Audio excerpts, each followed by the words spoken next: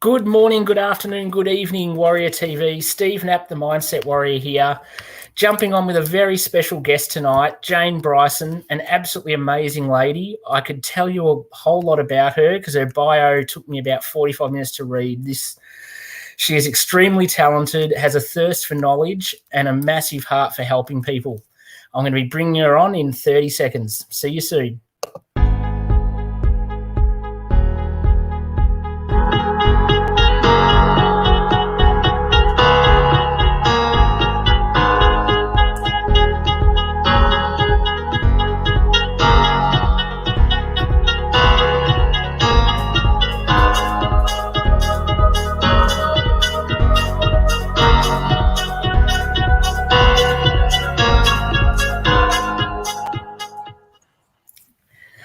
Hello, Jayne. Thanks so much for joining us tonight.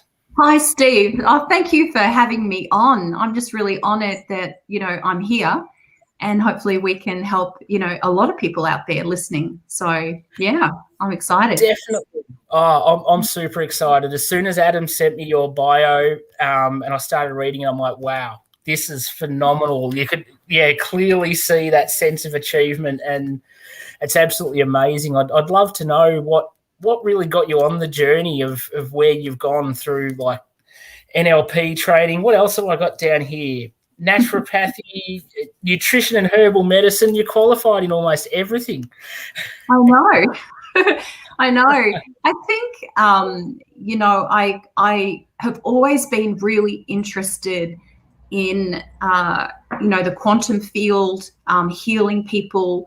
I was always interested in understanding, I guess, vibration. I was always interested in, I had a thirst really for knowledge that, we do have the power to heal ourselves no matter what in all aspects of ourselves. And of course, my journey really started at the age of 16. And I looked after these 4 boys in Sydney as a nanny.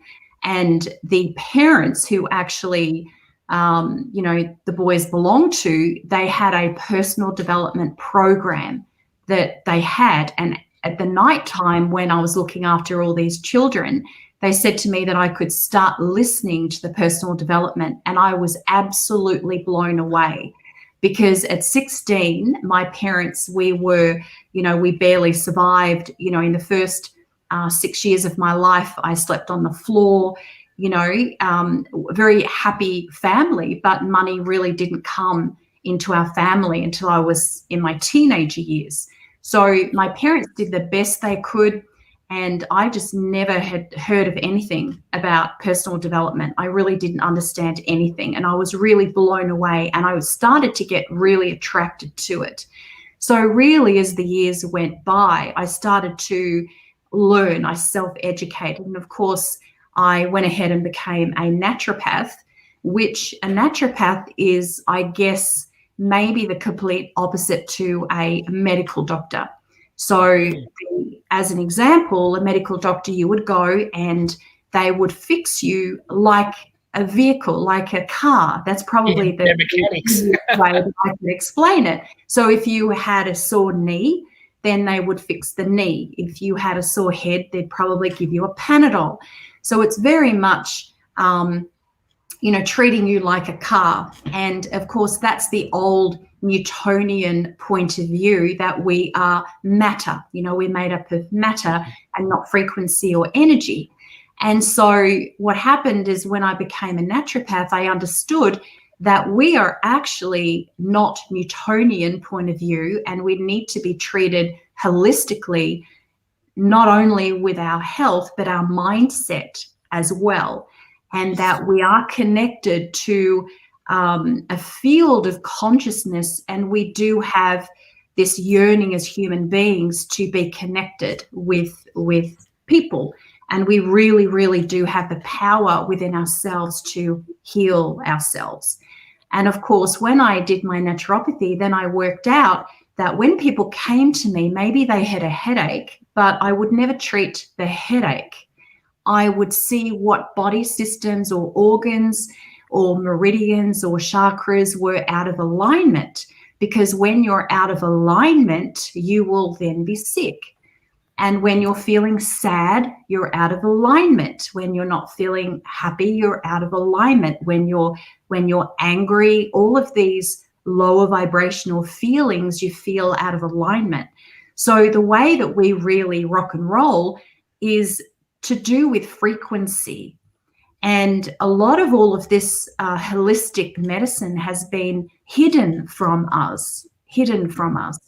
And, you know, we can heal ourselves. And there's people on the planet that have actually done that. And there's avatars that have come onto the planet, like, you know, Jesus Christ and Allah and, you know, Buddha, and there's many other avatars that have come on planet Earth, and they have helped heal people with faith. So whether it's, you know, connected to religion or not, I'm not going down that path, but I'm just saying that we have the ability to do that, but we need to know how to do that. And so I did my 5 years health science degree, and of course I just kept following the trail. And really and of course, yes, I spent 11 years in clinical practice. I had my own clinical practice here in Brisbane, and I found that I would look after people who were chronically ill. And so these people were those that went to a doctor, and of course there wouldn't be any more treatment, and then they would then seek for natural healing. And that's where I fitted in. So I would look at nutrition, but predominantly what I found is that I would say 90% of illnesses came from the mindset.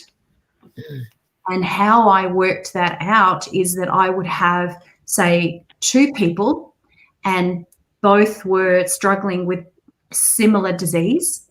One would be on a high meat paleo diet, and another one would be on a vegetarian diet. Just an example. Both of them would survive and do very well. And the common, I suppose, denominator was the mindset, that they had a strong will to survive, and they were willing to do some changes in their lives.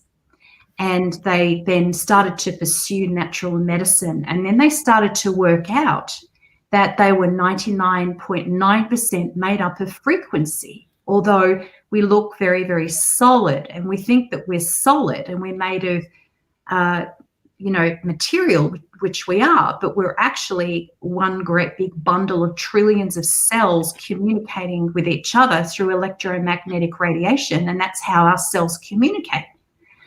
So having so many years in clinical practice, I just noticed many, many things. And I had a very successful clinic. I went to Germany, I did training there. Indonesia, I went more training. I became a medical intuitive, which meant that I could pick up frequencies in people. And that sort of, I could tell within a few moments, I could pick up particular frequencies of certain bacteria, viruses, parasites within the body. And it was, and I tapped into that. I had an intervention. For those who don't know what an intervention was, but I was in Indonesia, and I had this huge white light around me, and I was told, this voice in my head, I was told to listen to the man who was doing the seminar.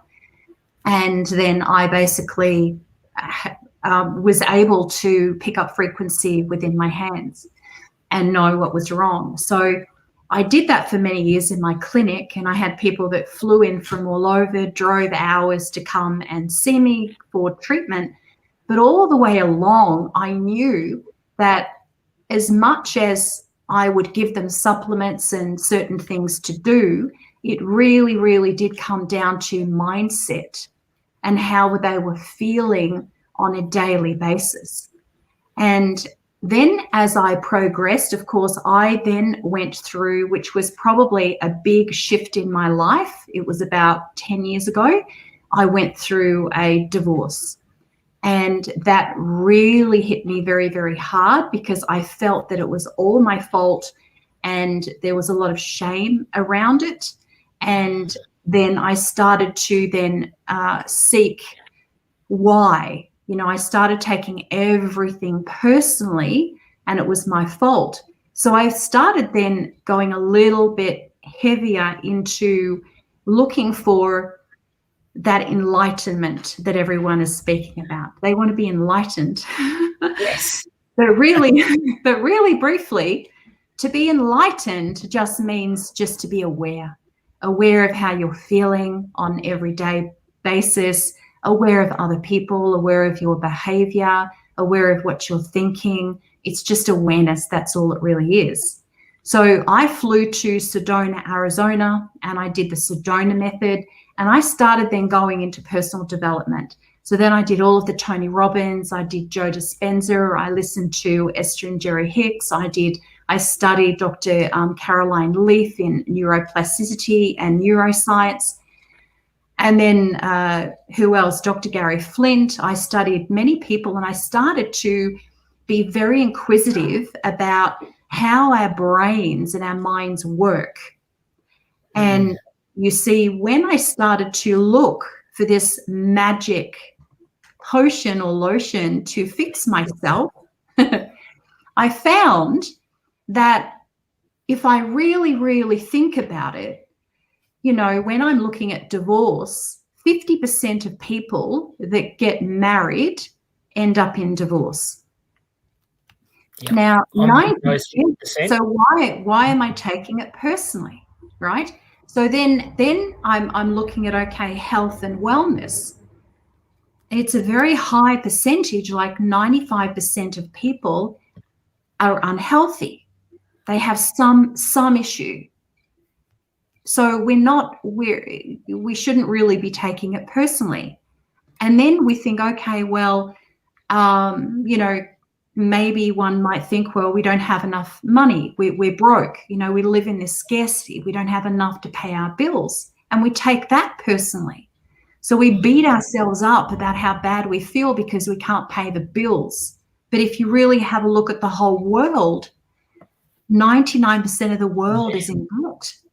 So you see, once you understand that, once you stop taking it personally, then things started to change in my world.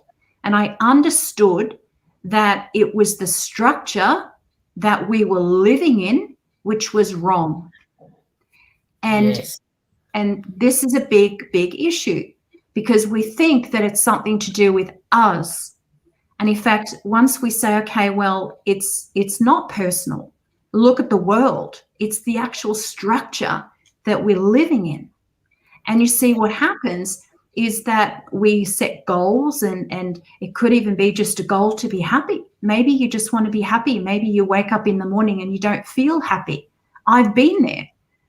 You know, it wasn't so long ago that I would wake up every morning thinking, oh my gosh, my life is, what am I doing with myself? I have no purpose. I'm alone. Like, what am I meant to be doing with my life? And I was such in this deep, dark hole. And I felt it. I felt the darkness. And so to get out of that, I needed to change the way that I was thinking, and understand that it's just the structure that I'm in, that I'm not broken. I don't need fixing. I'm perfect just the way that I am. And that I needed to understand, well, what is the right structure to actually live in? How can I start feeling happy with myself? And the thing is that once I started to work out that it's not personal, and we're all living in a very, very wrong structure, because what happens, here's the thing, we set ourselves up for a goal, right? We've all done it.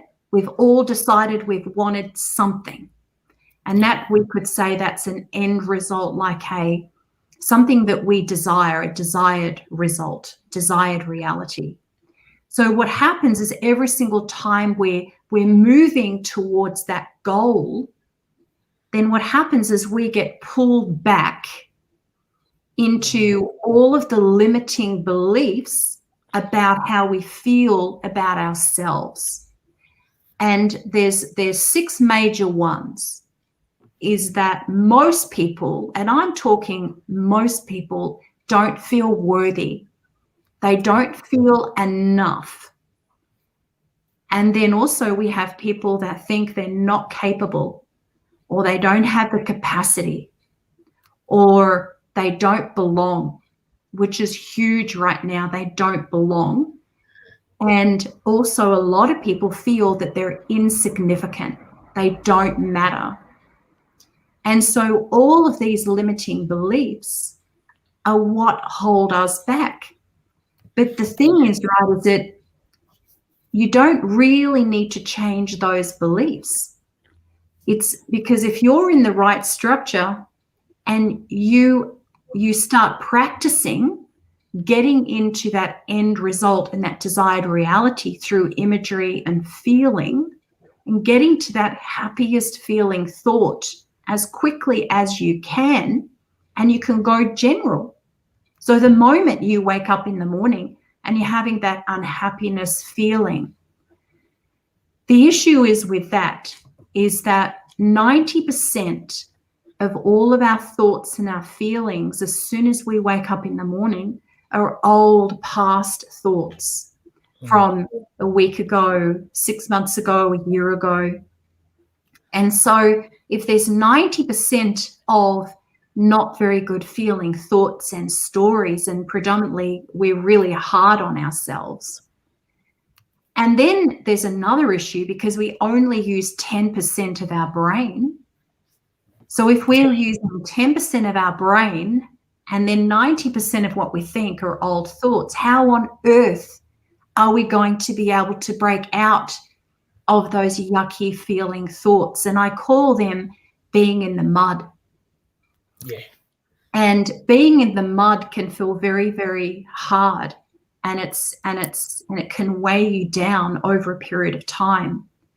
But it's making that decision and getting yourself, it's like if you had a huge, great big swimming pool and it was muddy, and you're in there and you want to be able to swim in it.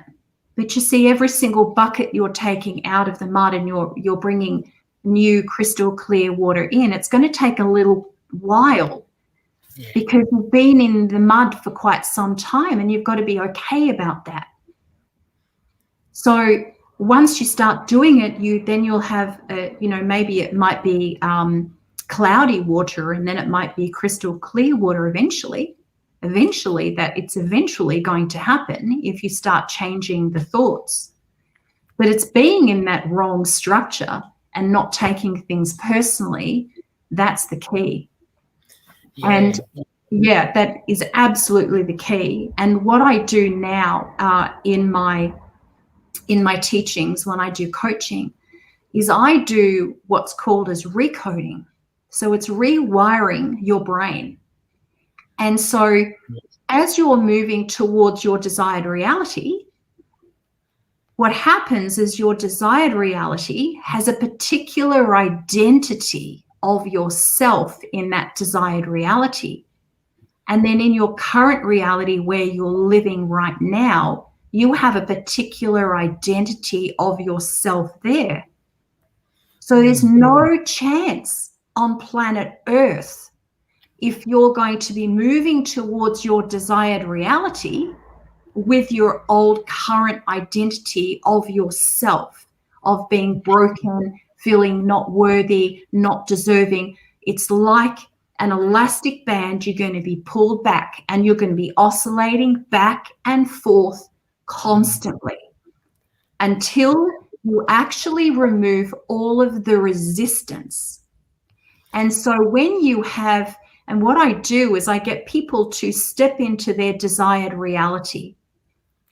Beautiful. And then what happens? So I get them to step in, and if it's just happiness, I say, okay, close your eyes and retrieve a story in your desired reality of being happy, maybe an image. So it could be just you playing with your dog. It could be being with a child. It could be going for a walk. It could be picking some flowers. It could be looking up at the sun. Whatever it is, you find an image in that desired reality. And then what I do is I say, okay, well, the next step is feel into that image. How would it feel? And what's it like to feel happy? being with someone that you love, or walking on the beach, or whatever it is for you, sitting in that beautiful vintage car, if that's what you're wanting, how is that going to feel? So the longer people are actually in that imagery and the feeling of it, it's going to be a lot quicker than if you're still in the mud in your current reality, in the old identity. And so what I do is I get people to step into that desired reality, the image and the feeling on it. Then I get people to step into the current reality and the feeling in that current reality. And there's two set points there. There's going to be tension. Where there is tension, there needs to be resolution. Now, you can resolve tension by going and eating more chocolate cake or drinking a beer or whatever as a negative, right? Or you can say, okay, I need to remove the resistance that I'm feeling of me moving towards that goal. And that's what I do with recoding. It's like a 15, 20-minute process, and I tap into the superconscious field and I get it to move. And then, of course, at the end, people have no resistance so that they can then take their next aligned action towards their goal. And so this is something that I've been doing for quite some time now, very effectively, and it removes a lot of those deep-seated issues, because here's the thing. You have the reason why you are where you are is because you have memory and experiences, and there's a lot of pain on memories. If you didn't have any memories and if you didn't have any experiences, you would feel like Superman. You'd be able to do anything. You'd be able to do anything. Right? It's like a child.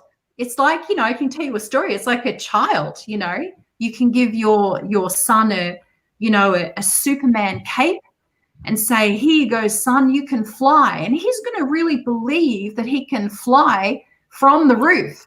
As a parent, we're going to go, no, Johnny, get down from there. You're going to fall. The thing is, right, the child has no memory or experience of hurting himself from the roof because he really does believe his cape is going to fly. So as an adult, we have a lot of pain on our memory. And so that is what actually causes us to stop moving forward. So if we remove the pain from the memory, then we are going to have more satisfaction in our life. And that's what I do even today. I do lots and lots of recoding so people can actually move forward. So what I've now I'm into is neuroscience and neuroplasticity, because I believe that there's many scientists as well now that a lot of the things we have are not genetic. It's really environmental and our perception and our realities and our memories and our experiences and our stories and our intentions, not only ours in our life, but also all of our family. We have a lot of family rules and we have family entanglements, and, it becomes very, very complicated. And we're sometimes living in, other people's reality, and we're not living our own happy life because we're stuck. Bringing down a lot of those passed down beliefs and thought processes that were ingrained in us growing up from generation to intergenerational stuff, isn't it? You don't even realize you're doing it until you say something to your kids and realize that you sound like your dad did to you. You're like, oh wow, yeah, that's stuck in me. That's been there forever. No, I don't like it. Yeah, well, that's exactly right. But the way that I work now with recoding, it's very quick. You don't have to go all the way back and try and figure out why you are behaving the way that you are, because you're going to be there forever and a day trying to work out what happened when you were 6 years old at 2:00 on the 20th of September. You're going to be there for a long, long time trying to figure that out. So what I get people to do is I say, okay, well, what do you want? What do you truly desire in your life? Where do you want to go? I understand where you are now and how you're feeling, but what do you want? What do you want out of your life? And so that's where I start, because it's about you creating your own life. And you can create whatever it is that you're wanting. If it's more improved health, if it's calling in that soul partner, if it's accessing an abundance of money, there's all of that you can actually create. And there's really no limit. It's infinite possibilities. And so money is never a problem. Health is never a problem. Calling in a really good relationship is never a problem. The problem is the belief that you have around that. That's what's holding you back. Yeah. Period. Yeah. Without changing that belief, nothing else is going to change. You're going to be stuck in that same spot forever. Yeah, you've got to like remove all of that, and then and be predominantly like in your desired reality. Because when you're looking at all of the successful people on the planet, do you think they go to lots and lots of personal development programs? No, they don't. You have a look at, there's a couple. There's, Michael Jackson. Michael Jackson, he was an amazing creator, incredible musician, but he was extremely dysfunctional. He didn't go to many personal development programs. He was in his creative mode, focused on what he was wanting to create. Yeah. And, whether you believe in yourself or not, it doesn't really have a big impact, because you have so many successful people out there that don't believe in themselves. And it's very similar to like Lady Gaga. For years, she would cry before she got up on the stage because she didn't have high self-worth.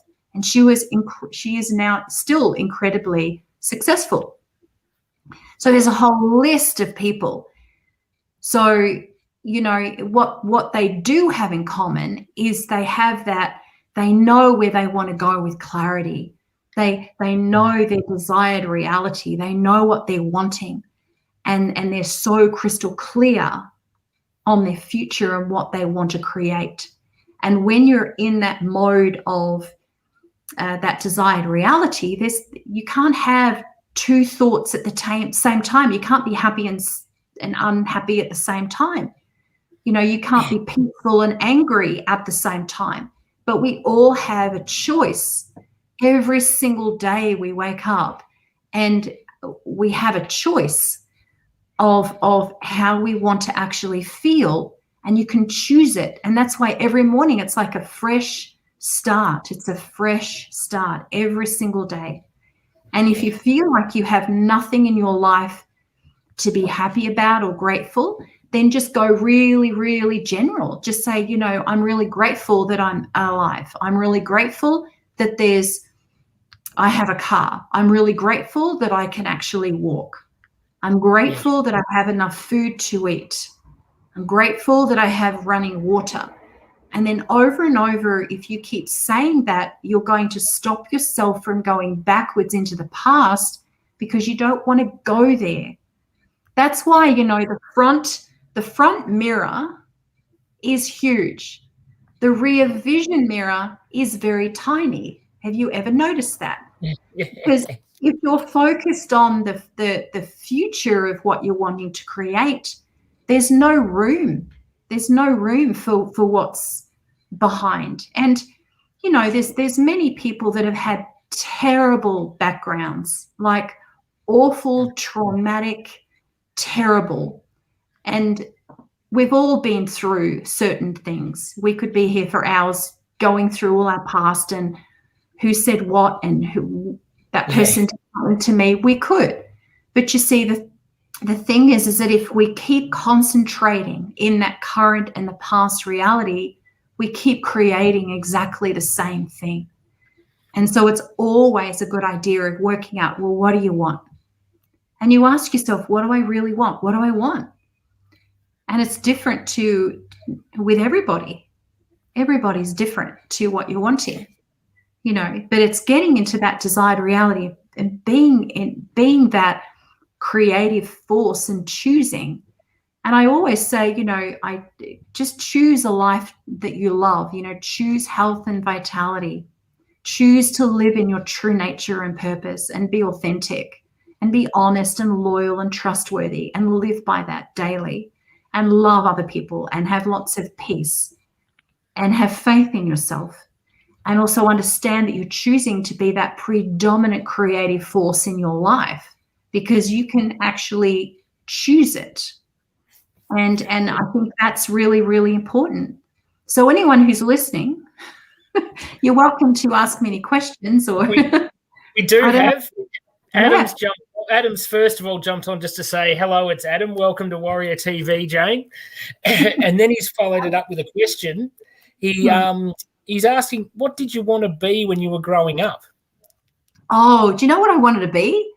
I wanted to be a hairdresser. Nice. But my mother said, no, you don't want to stand on your feet all day. You can't be a hairdresser. See, parents crushing dreams always.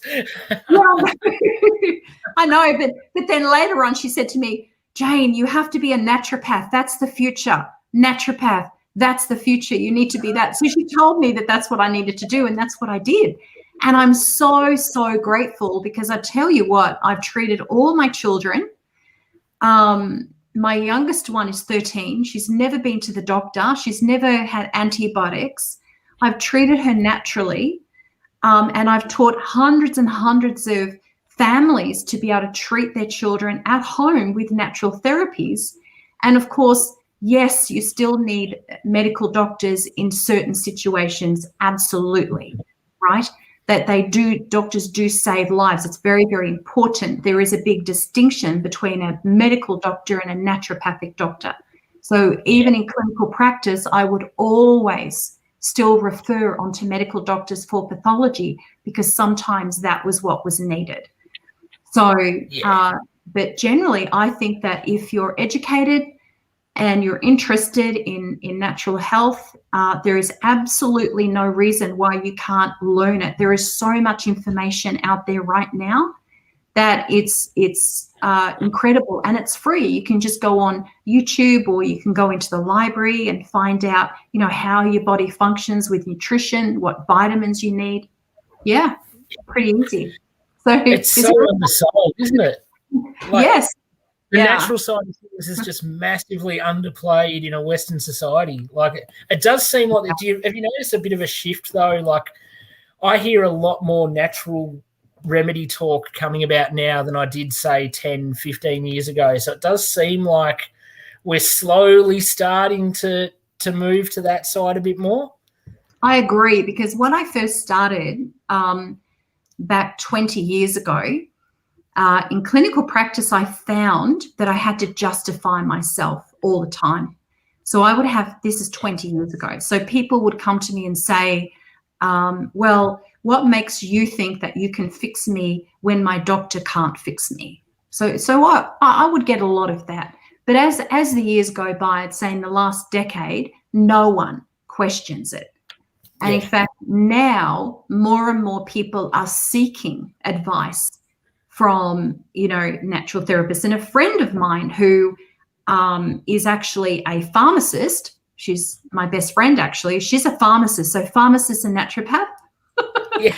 Enemies. There's just certain things we don't talk about. But we're really good friends. But her daughter wants to raise her baby naturally.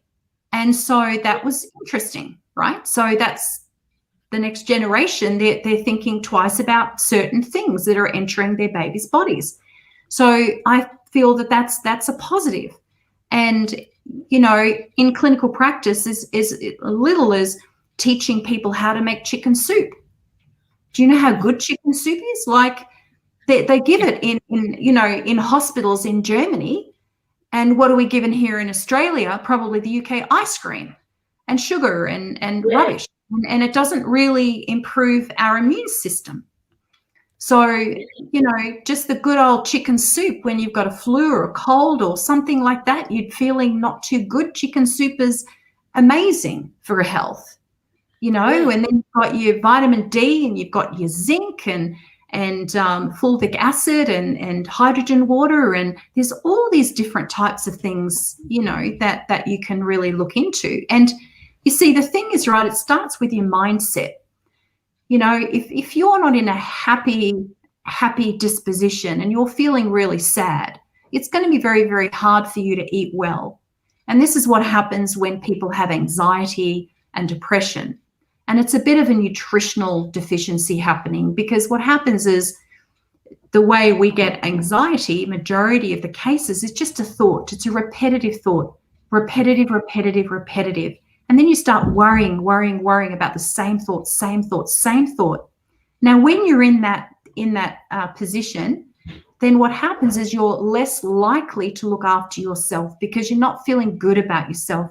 So you're more likely to go and get junk food, which are going to not be very good with your body, because they become free radicals within your body, and you need a lot of antioxidants to combat the damage that it actually does. So, you know, it's like a domino effect. So if anyone's not feeling good, please eat really well, drink really good water, and get vitamin D and zinc and maybe a liquid B, and think twice about what you're feeding your body. And that's probably the advice. And I understand that with anxiety and depression, it's very, very hard to break out of. I get it, because it took me many months before I could actually get out of my deep, dark hole. And how I got out of it was I just made a decision that I would get up, get my runners on, sand shoes. I don't know what other people call them, but, you know, runners. And I would runners, yeah. And I would get them on my feet. I'd just get up in the morning, and I would walk until I felt better. And some days I would walk 4, 5, 6 hours to get my head right. And that was what I did. That was my therapy, just to get out of the house and walk as much as I could. And it would be out in the fresh air, and I would listen to a positive audio, and I would feel 100% better when I got back. And I made it a pattern. And even today, if I'm not feeling 100%, something's like thrown me off, then I'll just go and I'll walk. And that's my therapy. But other people do other things. Maybe they go and eat junk or whatever, but that's never been my way. But for me, that's how I got out of the deep darkness. And that was probably maybe 6 years ago, when everything sort of started to go a little bit topsy-turvy. So, you know, we're all really different in the way that I guess we operate in.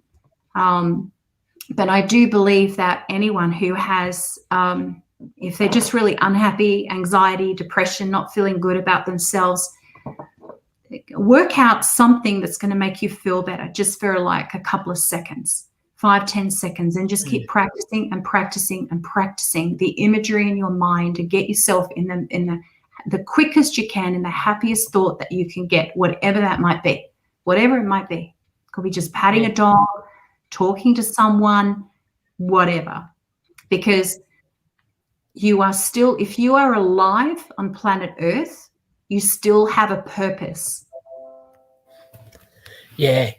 And that's all it's about, isn't it? Like, the more you sort of align to your purpose, the easier things are going to get as well. And I agree with you 100%. When I was coming out the back end of my many years of depression, that getting out, runners on, and just getting out into nature, there's nothing like it. Absolutely nothing like it. Not only is it clearing your mind, but physical health as well. You're killing two birds with one stone. You're getting some great oxygen. Your mind tends to be much more present in the moment when you're taking in your surroundings, and it does have a massive impact on eliminating some of those negative thoughts.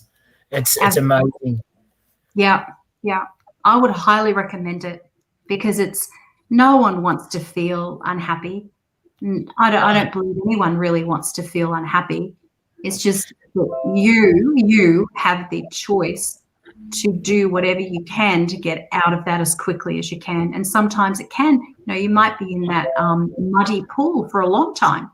Yeah. You could be. When you always bring it back to the awareness, it's spot on what you said. Like, as you're taking out the buckets of mud and you're bringing in the clear water, if you're not carrying on the awareness that it is changing and that mud's getting less sludgy and it is starting to go to a cloudy, if you don't have that awareness, then it's hard to even realize that you're making any progress, and you sort of stay in the mud when it's not even mud. That's it. But it's just that belief that it's okay, that it will be okay. And, and you're not alone. You really are not alone. And, in death, I believe when we die from this life, then your purpose is done. So if you're alive, your purpose is still there. And the purpose can be really small. Like, I'm always speaking to people when I'm out. If I'm the other day I was going in an elevator and there was a man in a wheelchair and I said, "Hi, how you going?" And I said, "What happened to you?" And he said, "Oh, I had a stroke and whatever." And I said, "Well, you seem really happy." And he said, "Yes, and we had a bit of a chat. It was like a 1-minute chat, but I felt really good. That elevated how I felt. And he certainly went out of the elevator happier. And that was my purpose for that day. Your purpose doesn't have to be, okay, building a huge, great big organization, making billions of dollars. Your purpose can be just you being you and helping other people. And the more you help other people, you take the focus off of yourself. So just give to other people. And if you're feeling really, really bad, go to a soup kitchen and go and help the underprivileged, or go and speak to an elderly person in the community that haven't seen their family member for a month. So there's so many things you can do. You take the focus off yourself and go and add value and give to other people. And I can guarantee you're going to be a happier human being just by doing that. And you consistently be giving and giving and giving value to others, and it'll come back 100-fold by giving. Yeah, I agree with that 100%. And just those little interactions, you can really feel the vibrational frequency change in just all around you. The energy's different just from a nice little upbeat, basic conversation, the most simplistic thing ever, can totally change the mood and tone of your day, the people around you, and probably people that are near enough to be feeding off that energy as well. It can make a massive difference without really doing anything too difficult. Absolutely. And I'm sure there's people listening to you, Steve and Adam. You're constantly doing these lives. I mean, you probably have got no idea on how many people you're actually helping, really. Like, you don't, do you? Listening, and you could be their focus of their day, the happiness of their day.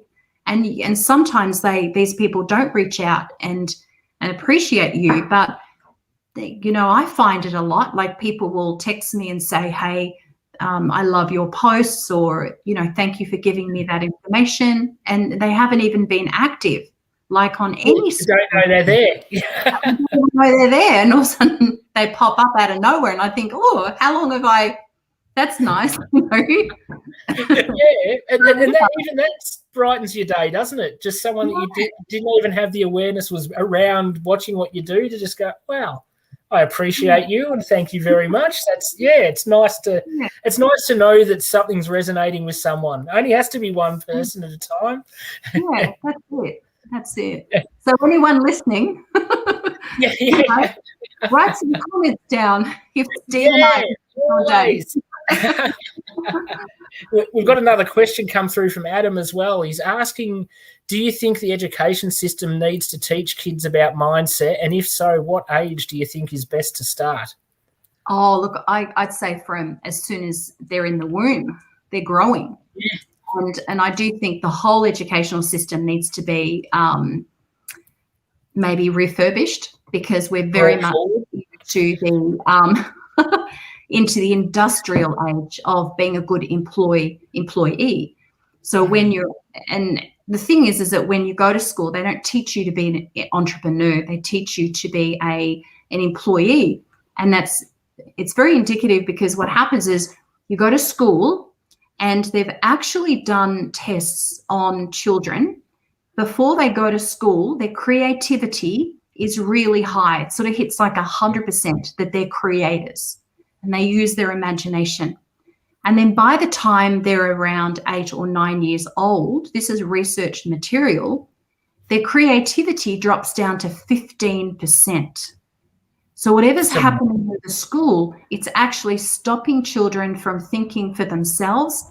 They're not as innovative and they're not creative.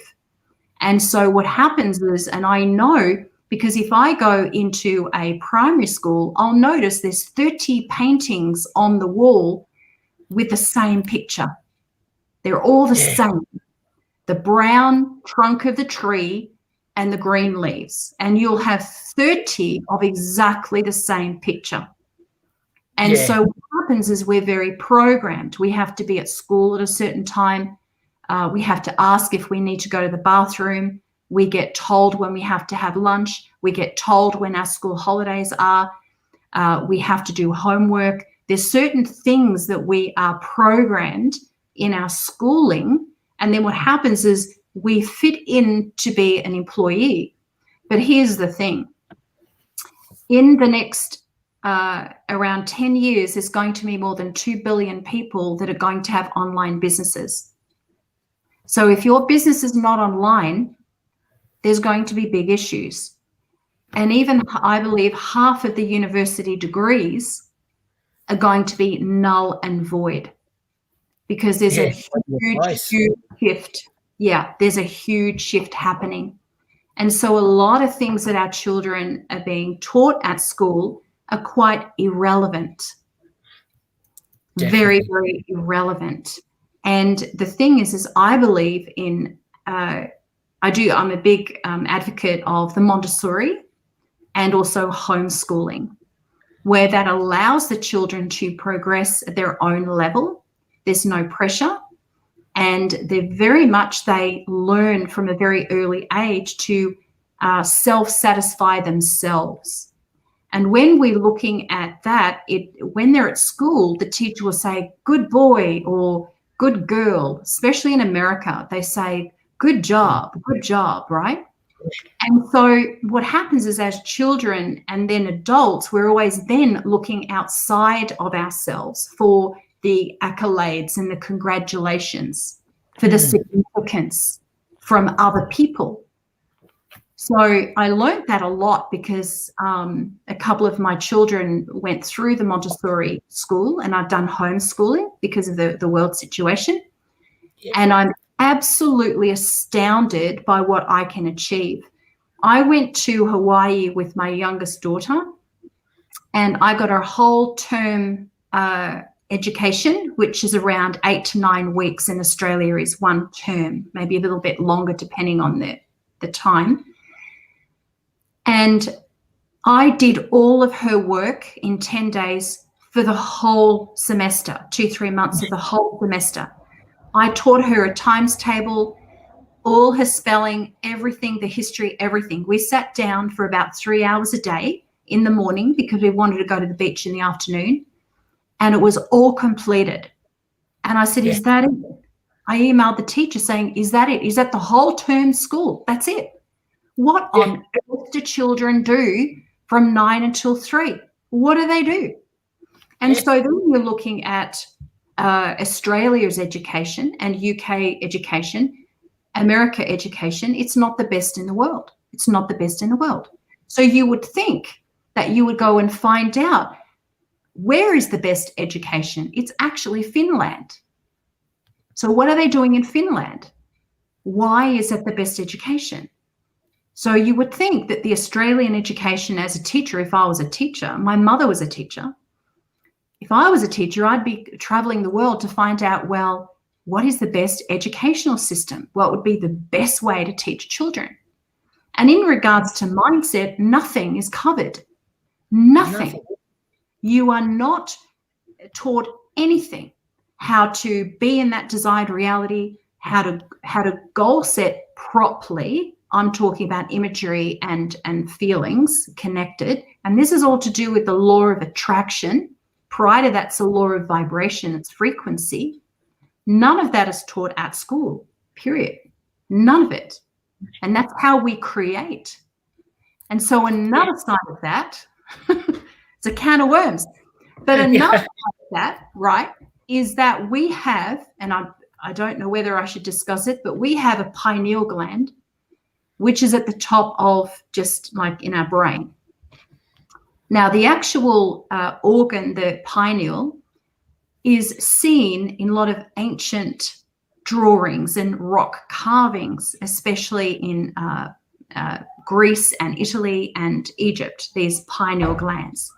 Now, our pineal glands are connected to our intuition. Now, our intuition is the number one thing that we are not taught.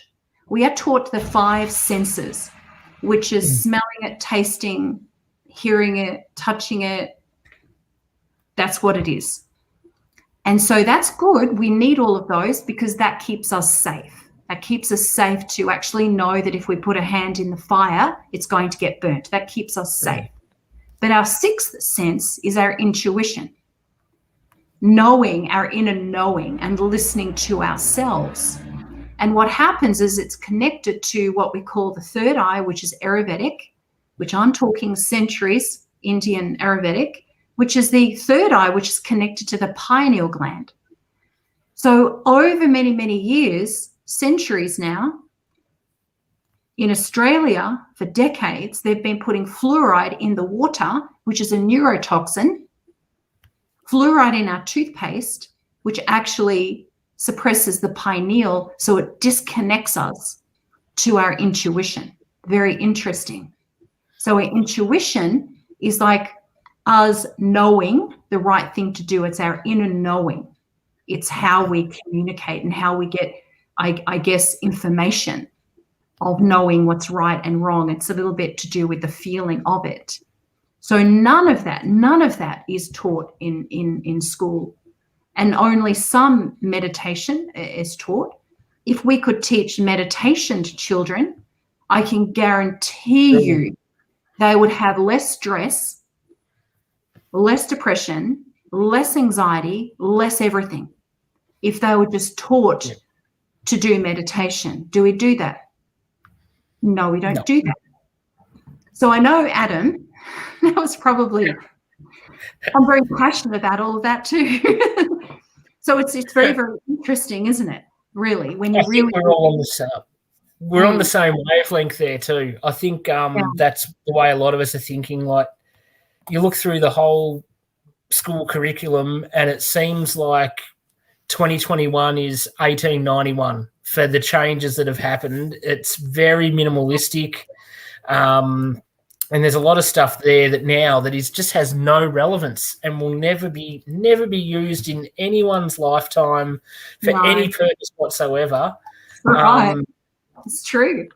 It's just, when there's so many more important, like, how about learning how to budget your money and learning how to apply for a job properly, and like none of it. All the basics, like how do you go about getting a mortgage? How do you save for a house deposit? Like, things that you're actually going to use in your life would be brilliant to learn at school. That's right. and we're not, and it's a big problem. And now that the whole world is changing, there's going to be more shifts happening, and people are going to be really put off guard. So there's going to be major changes. And it will probably be like everything else, where instead of being forearmed and prepared and ahead of the game, we'll be reactory and be going, oh no, I didn't see this coming. What do I do now? And everyone will be in a panic trying to work out where to turn to next. Yeah, that's it. Yeah, but I do believe that there will be, strong leaders that are going to step up, and the majority of the population are followers, but there will be leaders that are going to rise. Yeah. And I really, really do think there's going to be some fresh leaders that are going to rise and guide people out of this. But again, I think it really starts with yourself, you know, choosing what you're wanting to do with your life. And, you know, there's many avatars on the planet that have really had like tornadoes coming in at them, you know, like Gandhi, who stood up in front of the British, you know, army and without a gun. Yeah. You know, so he was very centered and very peaceful, and he was very determined with what he was going to be doing. So there's many ways of doing it without being angry and frustrated and lashing out at other people or condemning and judging other people, because there you're in a lower vibration, and you might be aware of what's happening in the world, but you're actually not, should I say, aware of your own emotions and how damaging that can be. So it's always good to be centered and learn how to respond, even if there's a huge tidal wave coming in or a tsunami coming in, that you're really balanced, you're really okay, and understand that everything will work out for you. Yeah, and that's back to awareness again. Yeah, it's for you. It's nothing's against us. It can all be for us if we're looking at it from the right way and embracing that awareness. Yeah. Allowing other people, like, we can't all have the same opinions because it would be the most boring world ever.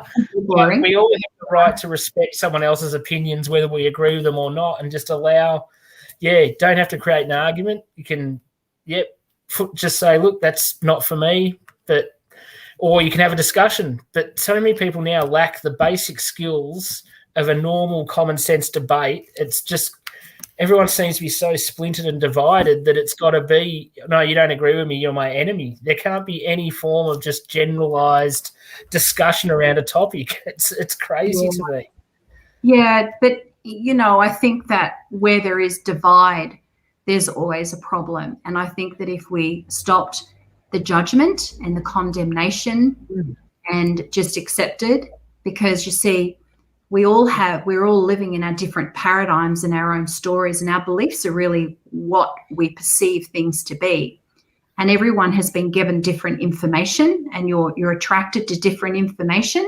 So if you have a particular belief, your brain will scan more and more of that particular belief, and you're going to be really cut off to even maybe the truth of things, because your brain has that way. It just keeps scanning for the same information.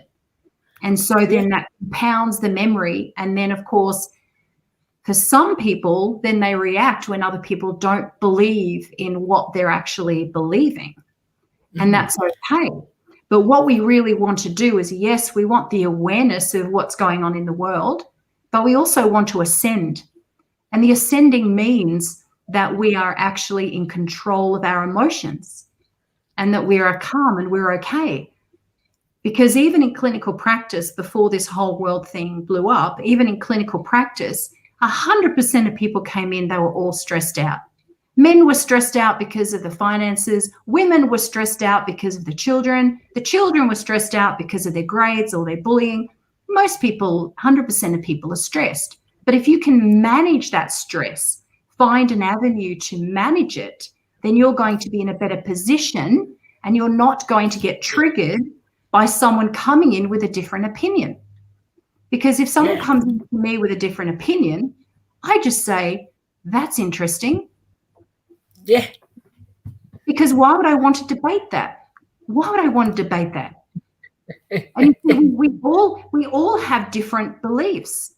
And I was born in Australia, and but if I was born in, say, Malaysia, 90% of people in Malaysia are Muslim.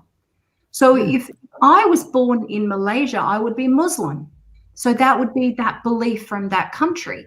So we need to understand that beliefs, it just depends on what family that you've been born into, the beliefs of your parents, the beliefs of all your colleagues, and that's all going to be very, very different. But it's about not judging and having tolerance. And if you really love people like these avatars like Jesus Christ and Allah and Buddha, all they came from love. No matter what, they came from love. They didn't sit there and be mean to other people and judge other people and put other people down. They never did that. They came from integrity. And that's where it's at. And it's you choosing the life you want to live. And there's no one else can do it. No one can think for you. No one can do choices for you. No one can increase your vibration. No one can actually make you happy. It's your choice, to be that way. And again, you've got to respect someone who actually wants to be unhappy. If someone wants to be unhappy, that's interesting. You got to let them go. You got to let them go. Go be unhappy. That's okay. But I'm over here in happy land. It's much more happy land. much more fun over here in Happy Land. Come and hang out with us. You'll enjoy it much more. But, you make that choice. You do make a choice. And, it really, really is a choice. And I do get people that say, oh, Jayne, but, you don't have my life. And I say, yeah, but other people have got your life and they're happy. Yeah. You have, I've been to Africa a couple of times. I had an orphanage over in Nepal that I looked after for quite some time. There were 17 children over there and they didn't have parents and they're happy. They were so grateful when I gave them like a little mandarin. They would hold it like it was gold, gold. And they were so grateful and they were so loving. And that, I'm afraid, is, I guess we forget who we are. And I think that's also an issue. We forget how loving we actually are and how grateful we are and our own potential. We forget that. Yeah, it's quite sad, really. But we've all got so much inside of us. None of us, like you said right at the start, none of us are broken. We've all got everything we need. Oh, good. Make some better choices, change a few beliefs, and things can turn around pretty rapidly and make life come back to Happy Land. Come and hang out at Happy Land. That's true. Yeah, that's true. Well, this has been awesome, Jayne, but I think we've pretty much used up our time. But there's heaps more that we can talk about, I reckon. So if you'd be keen, I'd love to have you come and join us again at some stage. Come on my show or have another interview with Adam or anything. I reckon it'd be great. I think you've got so much more left to impart wisdom-wise on us. we all have, don't we? We all have, Yeah. No, that was absolutely brilliant. So much great stuff in there. And we've only touched on like a tenth of your bio. So I definitely would love to chat to you again and see what else we can bring to the table. But that was great. I'm sure I really appreciate everyone that's joined in watching us tonight and a few comments, and anyone who watches on the replay, appreciate you as well. And that is it from us. So, yes, once again, Jayne, thank you so much for giving up your night to come and have a chat to us. Absolute pleasure. And we will definitely have you on again if you would like to at any time. Thank you, Steve. And thank you, Adam. I know he's in the background there. Yes, he'll be here. He's never far away.